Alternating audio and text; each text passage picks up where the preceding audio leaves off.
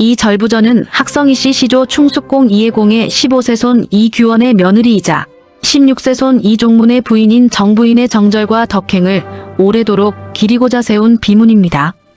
정부인은 어려운 시대와 큰 재난 속에서도 시어머니를 봉양하고 어린 가족들을 돌보며 가문을 지켜낸 인물로 그 삶의 절개와 책임 그리고 헌신의 뜻을 후손들에게 전하기 위해 이 절부전이 세워졌습니다.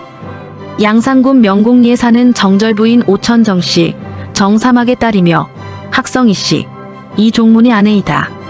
철종 무오년 1858년 12월 16일에 태어나 을충년 1925년 11월 9일에 세상을 떠났다. 묘는 남편과 같은 언덕에 있으며 임좌 방향이다. 절부는 어려서부터 가정의 법도와 부인의 덕을 두루 갖추었다. 꽃다운 나이 17세에 학성이씨 집안으로 시집갔다. 당시 시조부 시아버지 그리고 시어머니 서부인까지 모두 생존해 있었다. 정부인은 진실한 마음으로 공경하고 순종하며 섬겼다. 나이 겨우 20살이 되었을 때 정축년 여름 장티푸스가 크게 퍼져 온 집안이 모두 병에 감염되었다. 시아버지와 시조부가 22일 사이로 모두 세상을 떠났다. 남편의 위독과 간혹, 남편 종문마저 이어 위독해졌다. 정부인은 자신 또한 병이 있었으나 억지로 몸을 일으켜 하늘에 자신의 목숨으로 대신해 달라고 빌고 살을 베어생 혀를 먹이는 등 몹시 다급하고 절박하게 온갖 정성을 다했으나 끝내 남편을 살리지 못하였다. 그러나 얼굴빛에 지나친 슬픔을 드러내지 않고 몸소 장례 준비를 처리하여 부족함이 없게 하였다. 장례 후에는 음식을 거의 먹지 않으며 남편을 따라 죽을 뜻을 맹세하였다. 시어머니 서부인은 한창 병중에 있었는데 며느리의 모습을 살펴보고 눈물로 타이르며 말했다. 내가 스스로 목숨을 가볍게 여겨 남편을 따라 저승으로 가려 하니 늙은 이 시어미는 생각하지 않느냐. 또 내 남편의 대를 이을 자손은 생각하지 않느냐. 내 남편에게 두 아우가 있으니 훗날 그들이 장성하여 아들을 낳으면 그 아이를 내 아들로 삼게 될 것이다. 그러니 감정에 치우쳐 경솔히 죽으려 하지 말아라. 이에 정씨는 울면서 공손히 대답하였다. 어찌 감히 말씀을 따르지 않겠습니까? 그 뒤로는 자신의 슬픔을 억누르고 고통을 참으며 오직 시어머니의 마음을 기쁘게 하고 두 어린 시동생을 돌보는데 힘썼다. 공경과 사랑이 지극하였다. 바느질과 길쌈, 실잡기 등으로 생업을 꾸려 밤낮으로 부지런히 일하였다. 두 시동생이 장성하여 혼이 날 나이가 되자 혼수와 여러 준비를 갖추어 주었는데 모든 일을 시어머니 뜻에 앞서 알아서 마련하였다. 얼마 지나지 않아 둘째 시동생이 아내를 잃고 3살 된 어린 딸이 남게 되었다. 정부인은 그 아이를 데려다 키우며 말했다. 비록 내 조카이지만 내 마음에는 친딸과 다르지 않다.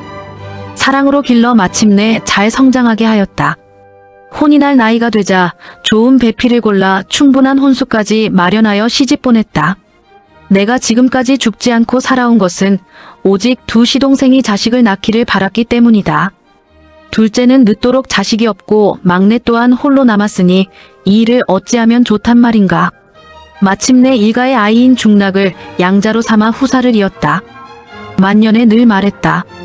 젊었을 적에는 차라리 늙기를 바랐는데 이제 늙어 여기까지 왔으니 죽음도 멀지 않았구나. 저승에 가서 남편을 마주하더라도 이제는 그 얼굴조차 기억하지 못할 것 같구나. 그 말이 매우 슬펐다. 옛사람이 말하기를 예로부터 절부가 죽음으로 절개를 지키는 것은 오히려 쉬우나 살아서 절개를 지키는 것은 더욱 어렵다. 참으로 지당한 말이다.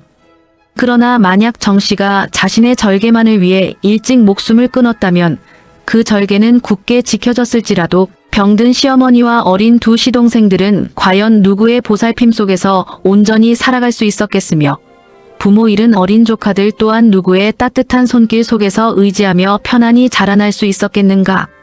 절부는 늙은 시어머니가 홀로 고생하는 것을 참아두고 보지 못해 어린 시동생과 조카들을 도와 길렀다. 이야말로 세상에 드문 참된 절부이다. 옛날에 단산 김상우가 이미 절부전을 지어 그 덕행을 찬양한 바 있었는데 이제 또 여러 후손들이 묘 앞에 비석을 세우고자 하였다. 절부의 증손 준걸이 나를 찾아와 비문을 지어달라고 청하였다. 나는 비록 글재주가 부족하지만 가까운 친분과 의리를 생각하여 굳이 사양하지 못하였다. 마침내 그를 위해 명문을 지어 이르기를. 예로부터 절부는 자신의 몸을 돌보지 않았으니 절개와 효성을 함께 갖춘 이는 예나 지금이나 짝할 사람이 드물다.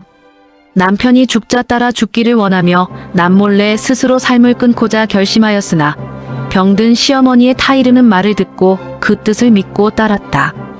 어린 시동생과 어린 조카들이 그 도움으로 온전히 살아갈 수 있었고 마침내 후사를 세워 어진 후손들이 번성하게 되었다. 절부의 아름다운 덕행은 영원토록 세상에 전해질 것이니 그 사실을 자세히 알고자 한다면 이 비문을 보라. 단기 4323년 경호년 춘분 무렵에 글을 지은 사람은 족질용수가 삼가 글을 지었고 글씨를 쓴 사람은 족손 동환이 삼가 글씨를 썼다. 정씨의 이런 행적은 단산 김상우가 절부전이라는 책에서 찬미하였으며 그 기록은 울산읍지와 흥려승남에도 전해지고 있다. 특히 단산은 당대를 대표하는 석학이자 문장가였으며 작청정 반석에는 그의 작청정 중수기가 새겨져 당시의 역사와 풍류, 지역 문화를 전하고 있다. 매봉 스튜디오 구독, 좋아요, 알림 설정